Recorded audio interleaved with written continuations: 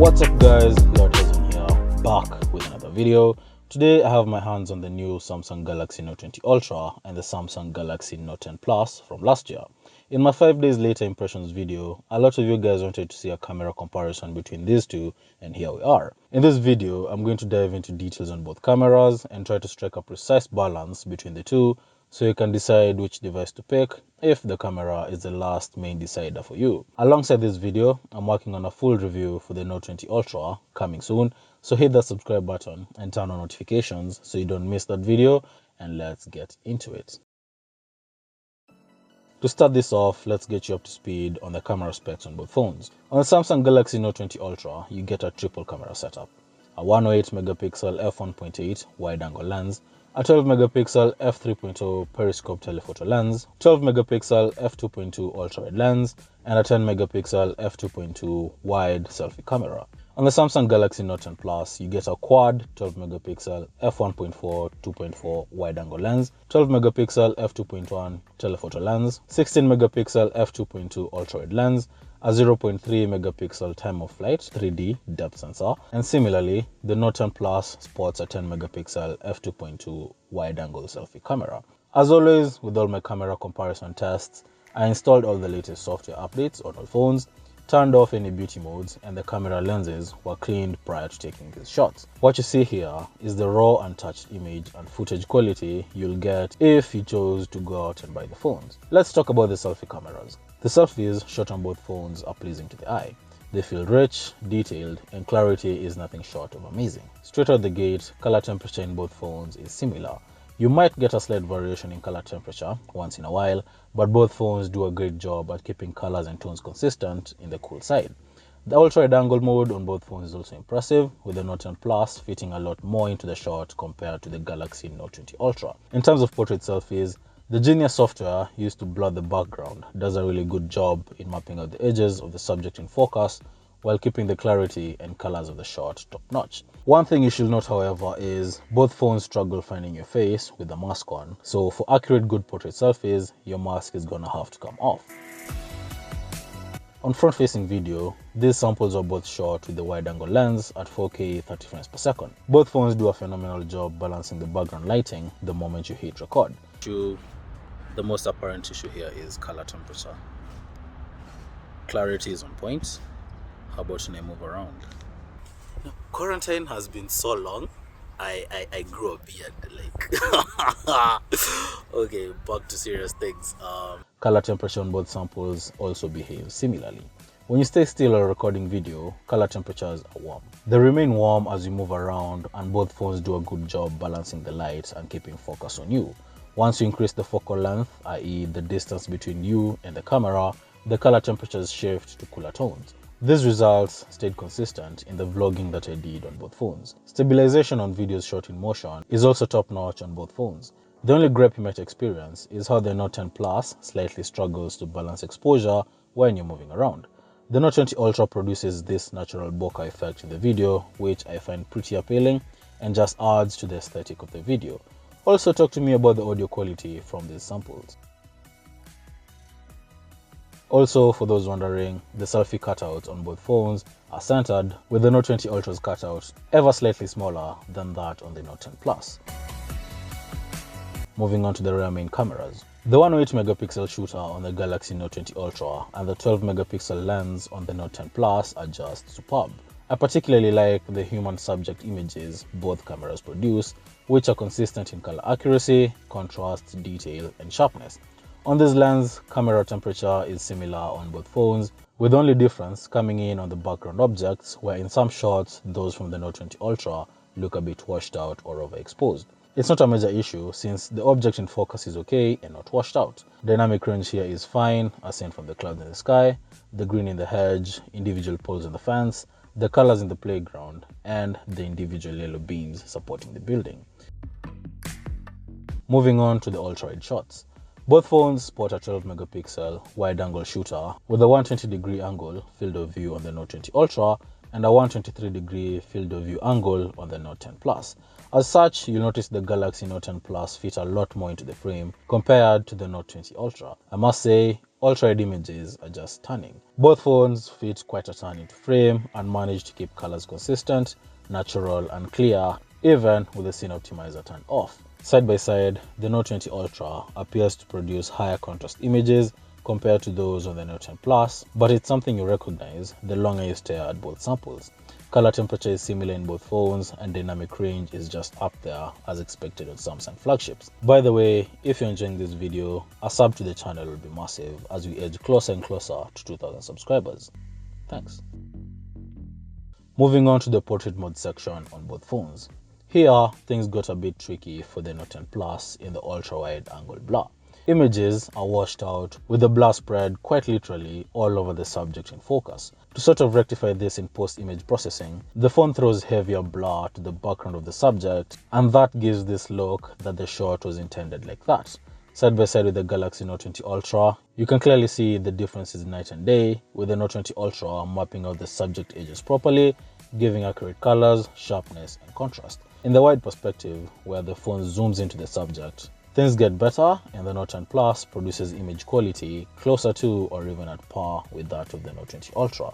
The blur is mapped out very clearly, and nothing intrudes into the object in focus, and results stay consistent.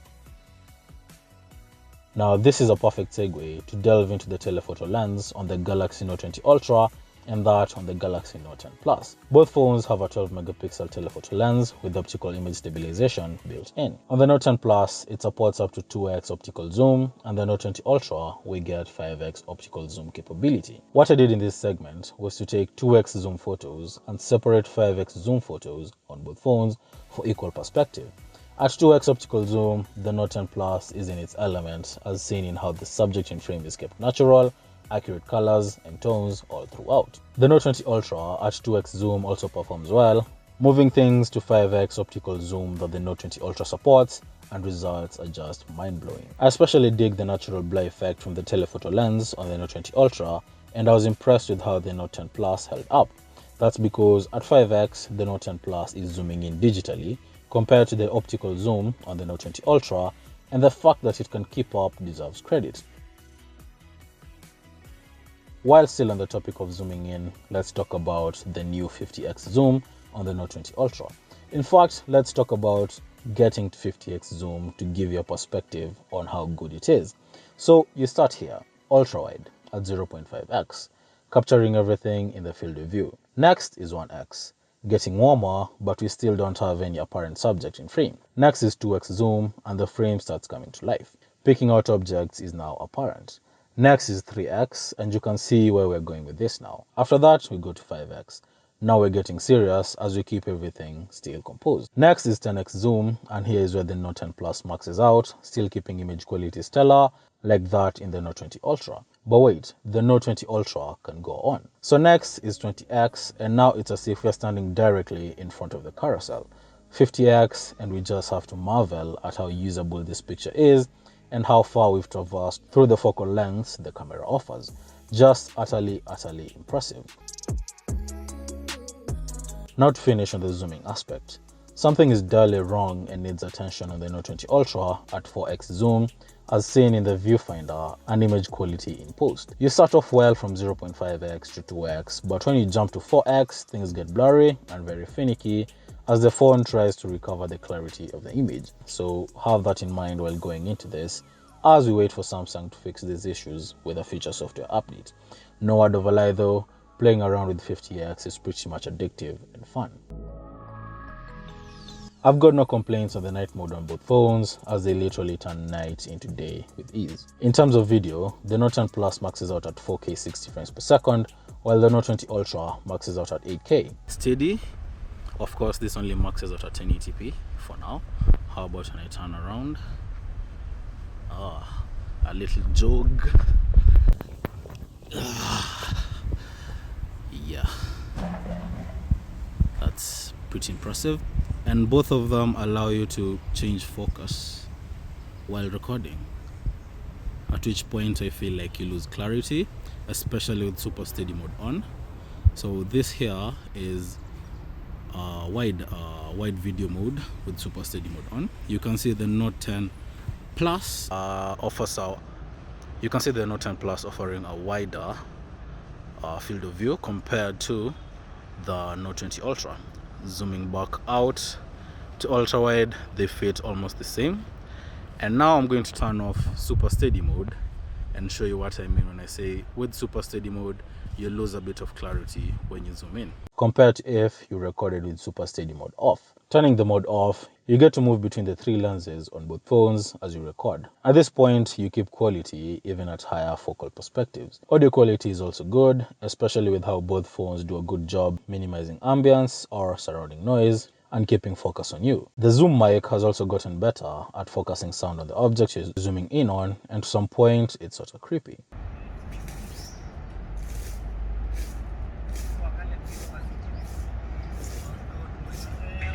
Also, with the Note 20 Ultra, this year we see a feature that allows you to block sound coming from a particular direction as you record video, and that's a nice touch for when you're behind the camera and want your voice to be dominant. And now you can do 8K in 21:9 aspect ratio in Pro video mode. Unlike the Samsung S20 Ultra, rolling shutter in 8K is greatly reduced on the Note 20 Ultra, but to really enjoy 8K, I suggest you use it for still videos. Now, both phones perform superbly at 4K, be it in 30 FPS or 60 frames per second. Couple that with optical image stabilization, the footage from both phones is just stellar. So let's wrap this up. You're paying $1,200 for the Note 20 Ultra and discounted prices downwards of $800 for the Note 10 Plus, and getting great versatile cameras for each. What separates them is the small and huge upgrades that make the Note 20 Ultra, for lack of a better word. As a start, straight out the gate, you get similar camera modes on both phones. The Note 10 Plus has been out for a year now, and over that period, it's gotten updates that have refined the camera to what it is right now, to a point where it's just a couple of miles behind the Note 20 Ultra. The Note 20 Ultra has hit the ground running, bringing in some new intense upgrades that bridge half or even more of the distance between a dedicated camera and a smartphone camera. It's proving to be quite versatile, quite confident, and always ready to perform. It's Samsung's way of correcting where they went wrong on the S20 Ultra and proving to be quite useful and innovative, even with the features that were previously thought of as a gimmick. That said, the camera alone won't be the deciding factor for Note users. You might want to consider other aspects of the phone to see if they fit your needs before buying the phone. Stuff like the display, S Pen, battery, performance, and above all, the price. If you've got a box of money under your bed, then by all means pick up the Samsung Galaxy Note 20 Ultra. If not, and you're trying to be cautious or testing the Note waters, you can go ahead and pick up the Note 10 Plus from last year on deals or discounted prices and wait for the Note 20 Ultra to get some deals before switching. Comment below what your take is on individual cameras. Like this video. Lord Hazen here signing out. Let me see you in the next one.